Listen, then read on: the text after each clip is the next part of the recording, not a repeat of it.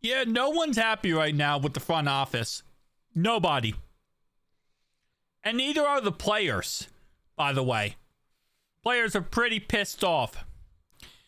You don't let Trey Henderickson go. Or even attempt to let him go, Cincinnati.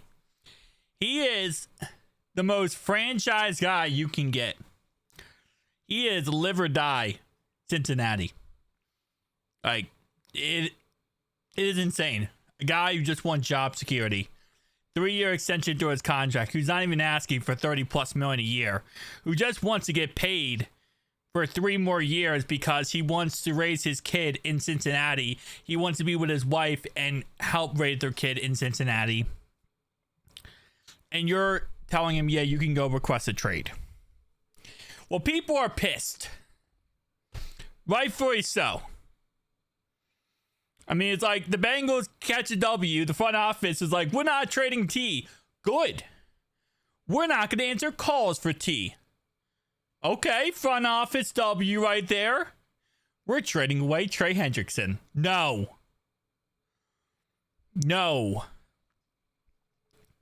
Anyway, let's talk about this. Logan Wilson did a melting face, right? Like he's melting. Because guess what?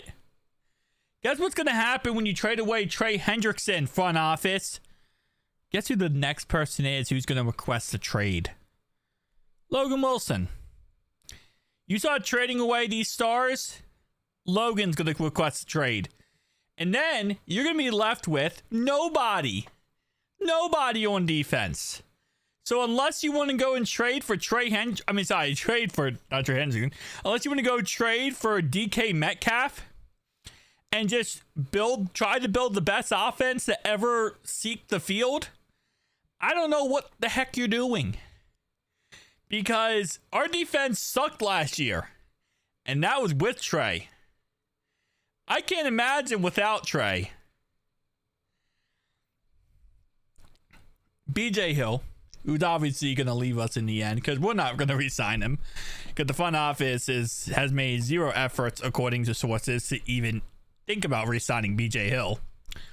He did a head exploding emoji. Which, again, a lot of people are.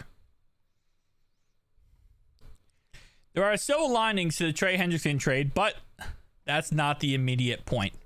This is Cincinnati with a history for this and pissing franchise passers playing with fire, meaning pissing off Joe Burrow, which they are. They are pissing off Joe Burrow because Joe Burrow said a month ago, hold up, 1 month ago, and I quote, "We have the cap space to get it done. I want to make it happen. Everyone involved. Trey, T, Chase, and Mike all want to stay together." It don't work if you take away Trey, front office. How are you? We're not trading T because we are going to keep him because we're listening to Joe Burrow. How is that listening to Joe Burrow if the first guy on the list you're just getting rid of? By the way, Mike Gesicki still hasn't signed yet. We got 6 days till free agency. And right now, I don't know how I feel with the front office when it comes to getting that contract done. People are ready to march Trey Hendrickson to after he had 0 pressures versus Eagles journeyman left tackle Fred Johnson. Now they want to burn the franchise down because he wants to. Okay. You're saying people were upset that he had 0 pressures versus the Eagles game when they have a mobile quarterback who's really hard to get to, and he had 1 bad game. And you're saying that people got on him for that. All right, let's read the next one. That last one gave me brain rot. Trey Hendrickson in 2024, number 3 in pressures, number 1 in sacks, and number 1 in sack percentage. Number 3 in pass rush win rate.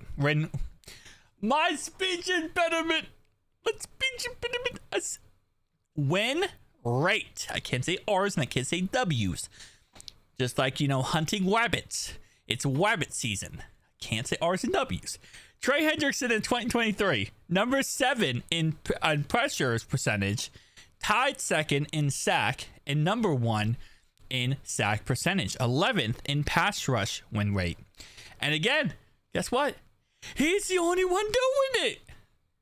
Imagine if we worked on our defensive line coach and got a really good one and didn't, slack off in that department. Imagine if he had someone else in there to help him.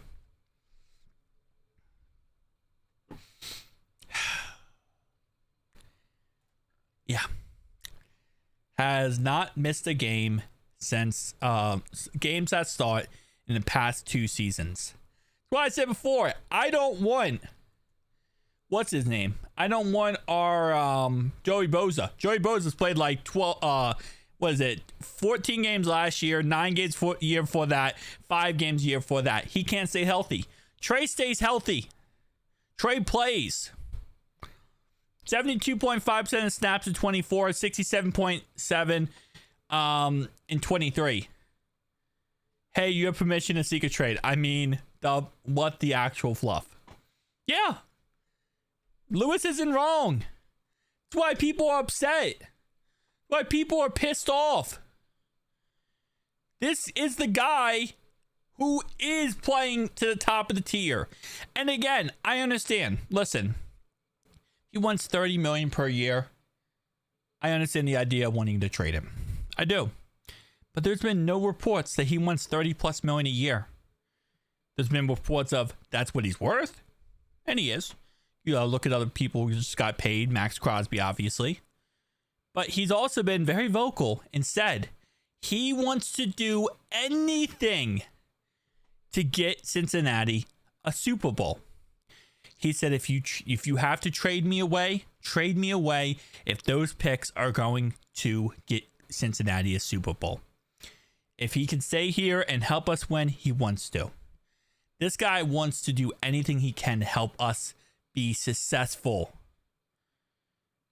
He is not putting himself first. He's putting everyone else first. And you're pissing it away, front office.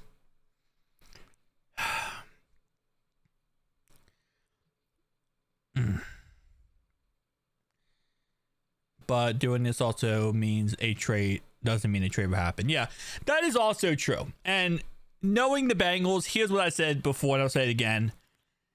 The Bengals suck at doing trades. That's why we don't do trades, okay? Because the Bengals will overvalue their guys times 1,000. And that's just kind of how they operate. They don't understand the idea of fair trades for both sides. They want to come away from the trade looking like they are the best team ever and they are the smartest front office ever. And the thing is, most teams do not want that to trade with that. Okay, you don't want to trade with a team who is trying to come away from it looking like the best marketing PR move of all time. Right? You want to come away from a trade and feel like you got an even trade, not that you got finessed. BJ Hill for Billy Price, we finessed them. That's just how it is. We finessed them. And then the Texans, 7th round draft pick for Joe Mixon, they finessed us. Khalil Herbert for a 7th round pick. I would say that's probably even in the end. I don't know. We did have to utilize him near the end of the year, so I'm not going to get too mad about that, but still.